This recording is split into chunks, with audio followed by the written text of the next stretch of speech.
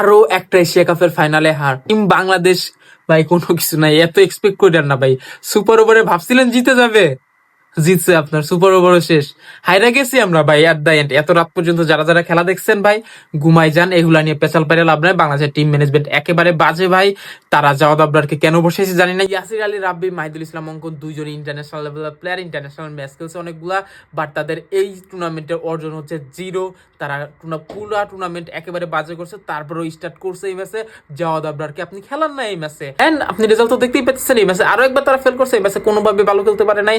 And আমরা super ওভারে গেছি, সুপার ওভারে ভাই জিশান আলমের পাগলাইটে শট খেলতেছে, আউট হয়েছে ভাই। পরে ওভারে আমরা মোট 6টা রান করতে পারছি, যেটা 5টা রানে আমাদের গিফটেড ছিল। 5টা রান আমাদের বাই বাপস হোয়াইট সহ 5 রান ছিল, যেটা থার্ড ম্যান এরিয়াতে 4 হয়েছিল।